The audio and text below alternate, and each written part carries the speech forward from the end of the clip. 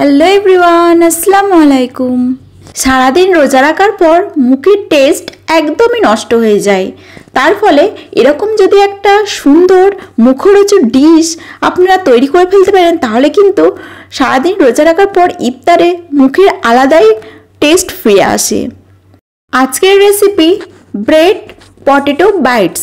এই রেসিপিটি বানানোর জন্য প্রথমে কিন্তু কড়াইয়ের মধ্যে কিছু আলুকে ভালো করে ভেজে নিতে হবে। এখানে আমি আলুটা ভাজার জন্য প্রথমে পেঁয়াজটাকে ভালো করে লাল করে নিয়েছি, তারপর এর মধ্যে সমস্ত মশলা দিয়েছি, আর এক্সট্রা যে মশলাটা দিয়েছি সেটা হচ্ছে গরম মশলা। তারপর এর মধ্যে দিয়েছি আলুগুলো আমি এখানে ছোট ছোট আকারে কুচো করে নিয়েছি। আপনারা যদি চান তাহলে কিন্তু এটি ফ্রাই না করে সিদ্ধ করে নিয়েও এই রেসিপিটি করতে পারেন, কিন্তু ফ্রাই করে নিলে জিনিসটা আরও টেস্টফুল হয়। এবার আলুগুলো যখন সিদ্ধ হয়ে আসবে তখন এটাকে ভালো করে কড়াইয়ের মধ্যেই ম্যাশ করে নিতে হবে। অপরদিকে 4 থেকে 5টি আমি এখানে এরকম ব্রেড ব্যবহার করেছি। এবার প্রত্যেকটি ব্রেডকে একই সমান আকারে ধারগুলোকে ভালো করে কেটে নিতে হবে।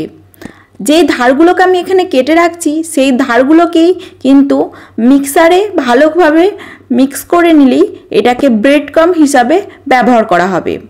অন্যদিকে আরেকটি পাত্রের মধ্যে যেই ব্রেডগুলোকে কেটে রেখেছিলাম সেগুলোকে ছোট ছোট আকারে টুকরো করে কেটে নিয়েছি। এখানে আমি 3 থেকে 4টি ব্রেড ব্যবহার করেছি। আপনারা যদি এইগুলো বেশি করতে চান তাহলে কিন্তু ব্রেডের সংখ্যাটাও বাড়িয়ে দিতে হবে।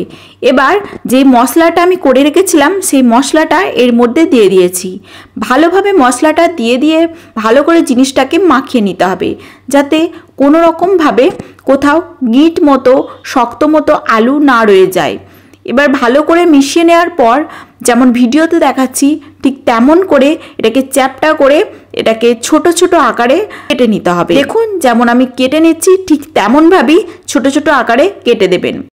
এবং শেষে যেমন ভিডিওয় দেখাচ্ছি আমি ঠিক তেমনই একটি কাঁটা চামচের সাহায্যে মাঝখানে এরকম একটি দাগ শেপ দিয়ে দেবেন, যাতে জিনিসটা দেখতেও খুব সুন্দর লাগে।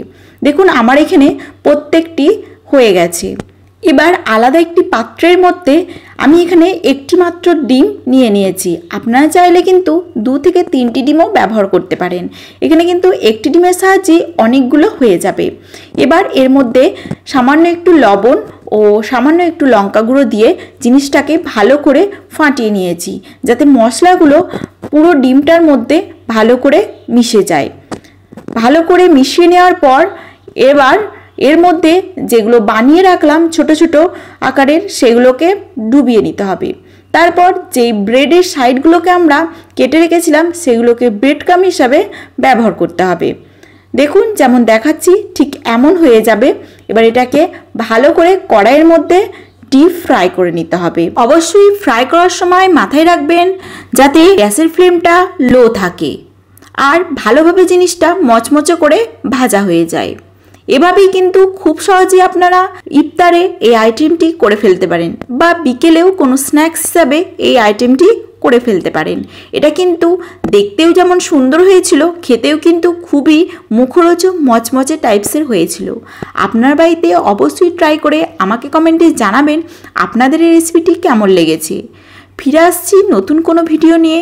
ততক্ষণের জন্য ভালো থাকবেন, সুস্থ থাকবেন। আল্লাহ হাফেজ।